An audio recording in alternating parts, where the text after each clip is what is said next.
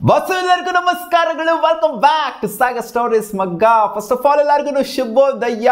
Points table analysis ಎಲ್ಲರಿಗೂ ಸ್ವಾಗತ. ನೆನ್ನೆ ಮ್ಯಾಚ್ ಆಗಾದ್ಮೇಲೆ ಯಾವ ತರ ಕಾಣಿಸಿದೆ ಪಾಯಿಂಟ್ಸ್ ಟೇಬಲ್ ನೋಡ್ಬಿಡೋಣ. ಎಲ್ಲ ಟೀಮ್ದು ಪಾಯಿಂಟ್ಸ್ ಟೇಬಲ್ ನ ಡಿಸ್ಪ್ಲೇ ಮಾಡಿದ್ನೆಲ್ಲ ಗ್ರೂಪ್ ಕೂಡ ನೋಡ್ತಾ ಇರ್ಬೋದು. ಗ್ರೂಪ್ ಎ, ನಮ್ಮ ಗ್ರೂಪ್ ಅಲ್ಲಿ ಇಂಡಿಯಾ ಅಫಿಷಿಯಲಿ ಕ್ವಾಲಿಫೈ ಆಗಿದಂತೂ ಆಯ್ತು. 3 ಮ್ಯಾಚ್ ನ ಗೆಲ್ಲೋದ್ರ ಮೂಲಕ ಸೂಪರ್ 8 ಗೆ ಇನ್ನೂ ಒಂದು ತಂಡ ಬಾಕಿ ಇದೆ. ಆ ತಂಡ ಯಾವುದು, USA ಅಥವಾ ಪಾಕಿಸ್ತಾನನ ಅಂತ ಒಂದು ಸ್ವಲ್ಪ ಕನ್ಫ್ಯೂಷನ್ ಇದೆ. ಏನ್ ಬೇಕಾದ್ರೂ ಆಗ್ಬಹುದು. ಅದಕ್ಕೆ ಒಂದು ಮ್ಯಾಚ್ ಉತ್ತರ ಕೊಡುತ್ತೆ. ಯಾವುದು ಅಂತಂದ್ರೆ ಐರ್ಲ್ಯಾಂಡ್ ವರ್ಸಸ್ USA. ಈ ಮ್ಯಾಚ್ ಏನಿದೆ ಸೊ ಇದು ಉತ್ತರ ಕೊಡುತ್ತೆ. ಐರ್ಲ್ಯಾಂಡ್ ಗೆಲ್ಲಬೇಕು USA ಮೇಲೆ ಅಂತ ಎಕ್ಸ್ಪೆಕ್ಟ್ ಮಾಡ್ತಾ ಇರ್ತಾರೆ ಪಾಕಿಸ್ತಾನದವರು. ಒಂದ್ ವೇಳೆ ಏನಾದ್ರೂ ಐರ್ಲ್ಯಾಂಡ್ಗೆ ಹೊಡೆದ್ಬಿಡ್ತು ಅಂತಂದ್ರೆ USA ಅವರು ಆರಾಮಾಗಿ ಶಿಸ್ತಾಗಿ 3 ಮ್ಯಾಚ್ ನ ಗೆಲ್ಲೋದ್ರ ಮೂಲಕ ಕ್ವಾಲಿಫೈ ಅಫಿಷಿಯಲಿ ಆಯ್ತಾರೆ. ಪಾಕಿಸ್ತಾನದವರು ಮನೆಗೆ ಬರಬೇಕು ಅಷ್ಟೇನೆ. ಪಾಕಿಸ್ತಾನದವ್ರಿಗೆ ಇಲ್ಲಿ ಬೆಟರ್ ಆಗಿರೋದು ಏನು ಅಂತಂದ್ರೆ ನೆಟ್ ರನ್ ರೇಟು ಬೆಟರ್ ಆಗಿದೆ. ಇಂಡಿಯಾ ಒಂದ್ ಸ್ವಲ್ಪ ಮಾರ್ಜಿನ್ ಇಂದ ಹೊಡೆದಿದ್ರಿಂದ ಏನಂತ ಹೆವಿ ಮಾರ್ಜಿನ್ ಇಂದ ಏನು ಹೊಡಿಲಿಲ್ಲ. ಬಟ್ ಆದ್ರೂ ಕೂಡ ನೆಟ್ ರನ್ ರೇಟ್ ಅನ್ನೋದು ಇವಾಗ ಪಾಕಿಸ್ತಾನದ ಸ್ವಲ್ಪ ಮುಂದೆ ಹೋಗಿದೆ. ಇವರಿಗೆ ಕಂಪೇರ್ ಮಾಡಿ ಇವತ್ತು ಮುಂದೆ ಹೋಗಿದೆ ಅನ್ನೋದಕ್ಕಿಂತ ಅವ್ರದ್ದು ಹಿಂದೆ ಬಂದಿದೆ ಅಂತ ಹೇಳ್ಬೇಕು. US ಅವ್ರದ್ದು 0.127 ಇದೆ. ಇಲ್ಲಿ ನೆಟ್ ರನ್ ರೇಟ್ ಅನ್ನೋದು ಮ್ಯಾಟ್ರಿಕ್ ಬರೋದೇ ಇಲ್ಲ. ನನ್ನ ಪ್ರಕಾರ ಎಲ್ಲ ಪ್ರಕಾರನೂ ಮ್ಯಾಟ್ರಿಕ್ ಬರೋದೇ ಇಲ್ಲ. ಇಲ್ಲಿ ಗೆಲ್ಲೋದು ಸೋಲೋದು ಮ್ಯಾಟ್ರಿಕ್ ಬರುತ್ತೆ ಅಷ್ಟೇನೆ. ಇವಾಗ ನೆಟ್ ರನ್ ರೇಟ್ ಅನ್ನೋದು ಮ್ಯಾಟ್ರಿಕ್ ಬರೋದೇ ಇಲ್ಲ. ಯಾಕಂದ್ರೆ ಸಿಚುವೇಶನ್ ಆ ಥರ ಇದೆ.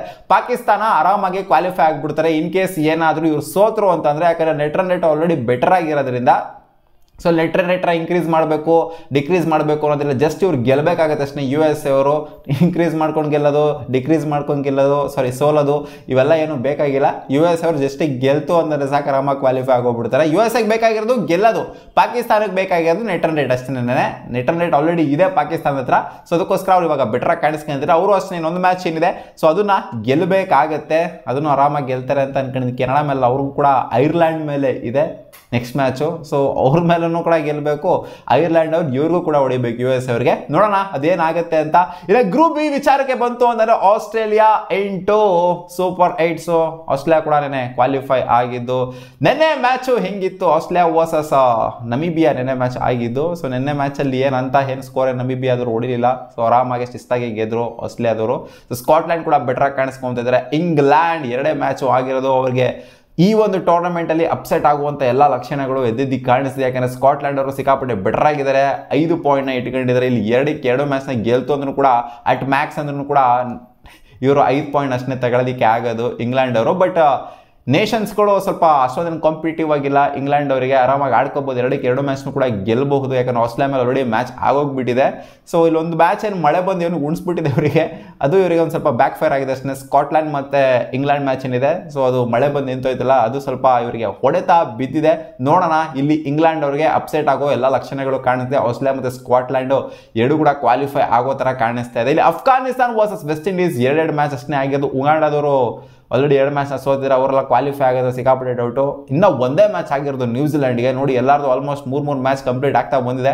ನ್ಯೂಜಿಲ್ಯಾಂಡ್ದು ಒಂದೇ ಒಂದು ಮ್ಯಾಚ್ ಆಗಿದೆ. ನ್ಯೂಜಿಲ್ಯಾಂಡ್ ಇಲ್ಲಿಂದ ಬೌನ್ಸ್ ಬ್ಯಾಕ್ ಆಗಬೇಕು. ಬಾಟಮ್ ಆಫ್ ದ ಟೇಬಲ್ ಅಲ್ಲಿ ಕಚ್ಕೊಂಡಿದ್ರೆ 1 ಮ್ಯಾಚ್ ನ ಸೋಲೋದ್ರ ಮೂಲಕ. ಸೊ ಇಲ್ಲಿಂದ ಎಲ್ಲ ಮ್ಯಾಚ್ನು ಗೆಲ್ತು ಅಂದ್ರೆ 3 ಹೊಡಿತು ಅಂತಂದ್ರೆ ಕ್ವಾಲಿಫೈ ಆಗುವಂತ ಸೀನು ಬಂದರೂ ಬರಬಹುದು. ಇದು ಒಂಥರ ಇನ್ನ ಕನ್ಕ್ಲೂಡ್ ಮಾಡೋದಕ್ಕಾಗೋದಿಲ್ಲ ಯಾರು ಕ್ವಾಲಿಫೈ ಆಗ್ತಾರೆ ಅಂತ. ಗ್ರೂಪ್ ಸಿ ಅಲ್ಲಿ ಇನ್ನು ಗ್ರೂಪ್ ಬಿಲ್ ಬೇಕಾದ್ರೆ ಕನ್ಕ್ಲೂಡ್ ಮಾಡ್ಬೋದು, ಗ್ರೂಪ್ ಎಲು ಕೂಡ ಕನ್ಕ್ಲೂಡ್ ಮಾಡ್ಬೋದು. ಹಿಂಗೆ ಆಗ್ಬೋದು ಅಂತ. ಗ್ರೂಪ್ ಸಿ ವಿಚಾರಕ್ಕೆ ಬಂತು ಅಂದ್ರೆ ಇನ್ನ ಕನ್ಕ್ಲೂಡ್ ಮಾಡೋಕ್ಕಾಗಲ್ಲ. ಯಾಕಂದ್ರೆ ಯುಗಾಂಡದ ಮಾತ್ರ 3 ಮ್ಯಾಚ್ ಕಂಪ್ಲೀಟ್ ಆಗಿರೋದು. ಇನ್ನೆಲ್ಲ 2 ಮ್ಯಾಚ್ ನ ಆಡಿರೋದ್ರಿಂದ ನ್ಯೂಜಿಲೆಂಡ್ ಬರೀ 1 ಮ್ಯಾಚ್ ಆಡಿದೆ.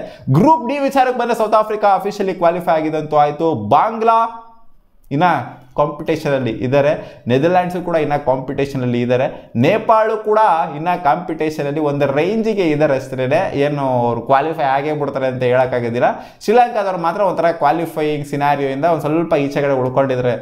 ಆಲ್ಮೋಸ್ಟ್ ಗಾನ್ ಕೇಸ್ ಅಂತ ಹೇಳ್ಬೇಕಾದ್ರೆ 3 ಮ್ಯಾಚ್ ಕಂಪ್ಲೀಟ್ ಆಗಿದೆ. 1 ಮ್ಯಾಚ್ ಗೆದ್ರು ಅಟ್ ಮ್ಯಾಕ್ಸಿಮಮ್ ಇವ್ರು 3 ಪಾಯಿಂಟ್ ತಗೋಬಹುದು ಅಷ್ಟೇ. 3 ಪಾಯಿಂಟ್ ತಗೊಂಡ್ರು ಕ್ವಾಲಿಫೈ ಆಗುವಂಥ ಸಿನಾರಿಯೋ ಏನಿದೆ ಅದು ಸಿಕ್ಕಾಪಟ್ಟೆ ಕಷ್ಟ. ಬಾಂಗ್ಲಾ ಮತ್ತೆ ಸೌತ್ ಆಫ್ರಿಕಾ ಏನಿದೆ ಕ್ವಾಲಿಫೈ ಆಗುವಂಥ ಚಾನ್ಸ್ ಇದೆ. ಅಥವಾ ನೆದರ್ಲ್ಯಾಂಡ್ ಕ್ವಾಲಿಫೈ ಆದರೂ ಕೂಡ ಆಶ್ಚರ್ಯ ಪಡುವಂಥದ್ದೆಲ್ಲ ಏನಿಲ್ಲ. ಸೌತ್ ಆಫ್ರಿಕಾ ಆಲ್ರೆಡಿ ಕ್ವಾಲಿಫೈ ಆಗಿದೆ. ಸೊ ಅಲ್ಟಿಮೇಟ್ಲಿ ಇನ್ನ ಪಾಯಿಂಟ್ಸ್ ಟೇಬಲ್ ಡಿಸೈಡ್ ಮಾಡಕ್ ಆಗ್ತಿಲ್ಲ ಇನ್ನ ಸೂಪರ್ 8ಗೆ ಯಾರು ಕ್ವಾಲಿಫೈ ಆಗ್ತಾರೆ ಅಂತ.